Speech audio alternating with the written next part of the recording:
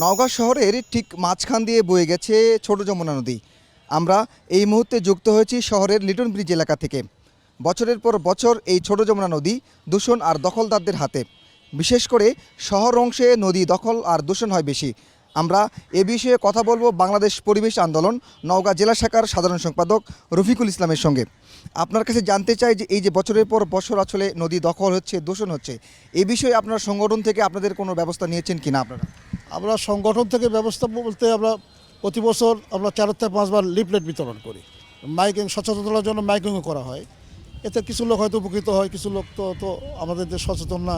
আর যারা নদীর দখল এবং দূষণ তার প্রভাবশালী মানুষ সবসময় আইনের ঊর্ধ্বে থাকতে চায়।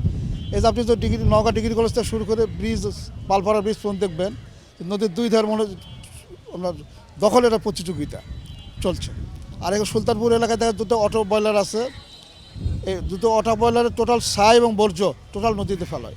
এটা নিয়ে আমরা ডিসি মহোদয় কয়েকবার অভিযোগ করার পরে এটা আইনগত কোনো ব্যবস্থা নেওয়া হয়নি। কারণ আমরা মানুষের কোনো জায়গায় কোনো সমস্যা হলে বা দখল হলে আমরা দৃষ্টি দেওয়ার জন্য প্রশাসনিক বলতে পারি, কিন্তু প্রশাসন ব্যবস্থা না নিলে আমরা এটা করতে পারি না। নদীর পানি দূষণ হচ্ছে, এতে করে আসলে কি ক্ষতি হচ্ছে আমাদের? আগে আমরা যে নদীর দুই ধারে লোকে নদীতে গোসল করতো, এবং এখানে আমাদের ওপারে যে সম্প্রদায় আছে ধোবা সম্প্রদায়, এর সব কাপড় কিন্তু আগে নদীতে খাসত। তার জেলে সম্প্রদায় এখন মাছ কিন্তু আর মারা দেখা যাচ্ছে না। এতে কিন্তু আমরা একদিকে কিন্তু আমরা প্রকৃতিগতভাবে সমস্যার মধ্যে পড়ে গেছি। এবং এই আপনি যদি পানিতে নামেন তাহলে এই বর্ষার মৌসুমে আপনি দেখা যাবে আপনার কাকে চুলকাবে, গায়ে আপনার যে কোনো চর্মরোগ হওয়ার সম্ভব আছে। এই ভয়ে মানুষ এখন পানিতে নামে না। ধন্যবাদ আপনাকে। এই নদীকে শহরের প্রাণ বলা হয়, কারণ শহরের যে সৌন্দর্য এটি আসলে কয়েক গুণ বাড়িয়ে দিয়েছে এই ছোট যমুনা নদী। কিন্তু দুঃখের বিষয় হচ্ছে এই নদীকে কখনোই দখলমুক্ত এবং দূষণমুক্ত করা যায়নি।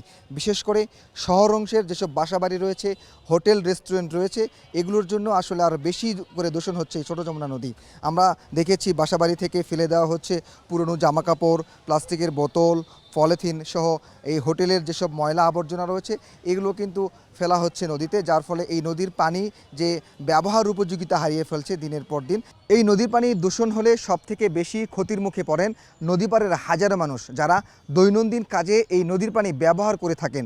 বিশেষ করে গোসল দেওয়া থেকে শুরু করে থালা বাসন মাজা, গবাদি পশুদের গোসল করানো, এবং সবথেকে গুরুত্বপূর্ণ বিষয় হচ্ছে শুষ্ক মৌসুমে এই নদীর পানি ব্যবহার করে নওগাঁর বেশ কয়েকটি অঞ্চলে চাষাবাদ করা হয়। সব মিলিয়ে এই নদীর পানি খুবই গুরুত্বপূর্ণ। তবে বছরের পর বছর আর দিনের পর দিন নদী যেভাবে দূষণ আর দখল হয়ে যাচ্ছে, তাতে করে এই নদীর পানি ব্যবহার উপযোগিতা হারাচ্ছে, এমনটি মনে করছেন নদীপাড়ের মানুষ। তৌহিদ ইসলাম, স্টার নিউজ, নওগাঁ।